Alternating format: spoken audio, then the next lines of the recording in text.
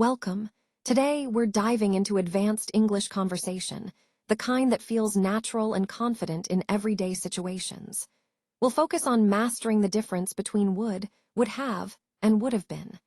By the end, you'll speak English with more ease and clarity, ready for any conversation that comes your way. Let's get started. Have you ever felt like your English sounds incomplete or just a bit off? It's a common struggle. We often mix up verb forms, like saying, I would have been go there instead of I would have been going, or I would went there instead of I would have gone. These mistakes can make our speech confusing or unnatural.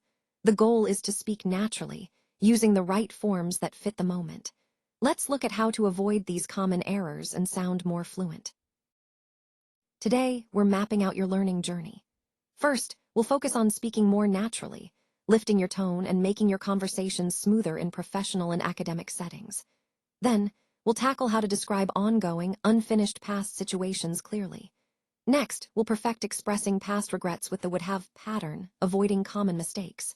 Finally, we'll master using would in real conversations for polite requests, talking about the future, and imagining different scenarios. This roadmap sets us up for confident, polished communication. Let's dive into the first part of our discussion on the grammar rules for would. This little word carries a lot of weight in English. It's versatile and appears in many different contexts. We'll explore how would helps us talk about hypothetical situations, polite requests, and past habits. Understanding these uses will give us more confidence and flexibility in both speaking and writing. So let's get started with the basics of would. Let's talk about the word would and how we use it. It often shows up when we talk about the future from a past perspective, like decisions we described earlier. We also use it to make requests sound softer, more polite. And it helps us imagine situations that aren't real yet, things in the present or future that only exist in our minds. In short, would lets us explore possibilities and politeness, not just facts. It's all about imagined moments, not physical reality. Let's explore the three main ways we use the word would. First, there's the future and the past, like when someone says, she confidently said that she would call me at 5. It's about looking back on a future event. Next, would helps us make polite requests, as in, would you like some warm green tea during our session? Finally, it shows up in imaginary situations. I would help you tomorrow if you needed assistance. Each use shapes meaning in its own subtle way. Let's dive into the second part of how we use would have. This is where things get a bit more interesting. We're talking about situations that didn't actually happen, the ones we imagine, regret, or speculate about. Understanding this helps us express missed opportunities, hypothetical outcomes, or even polite guesses about the past. It's a powerful tool for adding nuance to our stories and conversations. So let's break down these grammar rules and see how would have shapes meaning in different contexts. Let's talk about what would have means and how we use it. It's often tied to excuses or explanations, pointing out things that had to happen first, but didn't. We use would have to describe actions or events that didn't actually take place, even though they could have. It's a way to reflect on missed chances, or to make logical guesses about what might have happened under different circumstances. The focus here is on unfulfilled opportunities in the past. Let's look at how would have works in real life. It's all about unlocking potential things that could have happened but didn't. Like, they would have helped us move if we'd asked sooner. Or those moments just out of reach. With 3 more minutes, she would have won the whole competition. And sometimes, it's about choices we didn't make. I would have joined you at the cafe, but I had to clean up.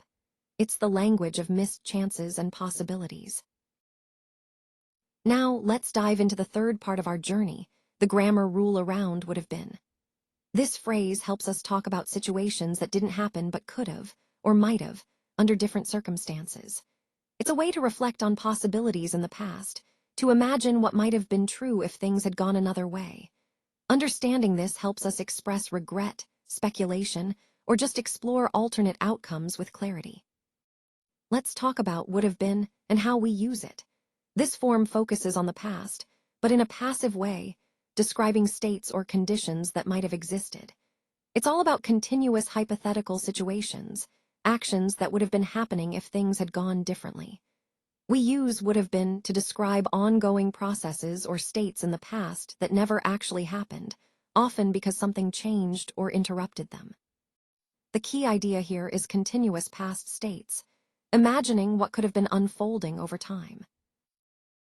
Let's look at how we use would have been to talk about actions that didn't happen but were expected to continue.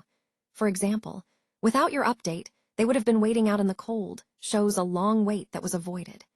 In ongoing projects, if she had stayed on the team, she would have been working still, Imaginee's work continuing.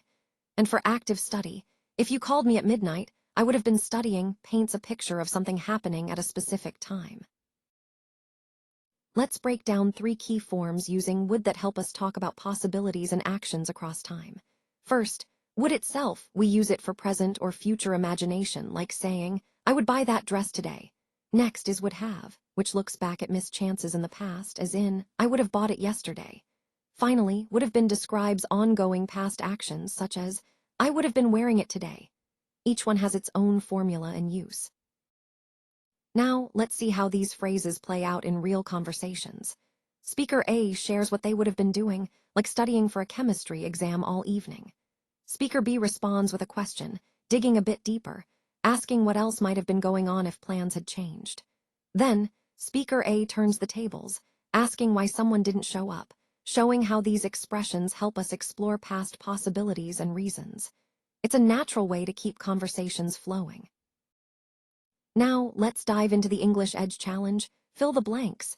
These sentences are designed to test your understanding of different conditional forms. The first 2 focus on past situations, one about a past process, the other a completed past action. The last sentence asks you to imagine a present scenario. Think carefully about how the verbs change to fit each hint. It's a great way to sharpen your grasp of conditionals in everyday English. Small changes in grammar can make a huge difference in how we speak and understand English. It's not about perfection, it's about progress. When we learn, practice, and actually use these skills, everything clicks into place. That's why joining a community like English Edge matters. Together, we support each other, grow faster, and build real confidence in speaking. Let's take those small steps that lead to big improvements. That wraps up our presentation. Here, we acknowledge the sources of the images that helped bring our ideas to life. It's important to credit the creators and platforms that provide these visual stories. Thanks for joining me. I hope this sparked some new thoughts and inspiration. This video was created with SlideSpeak.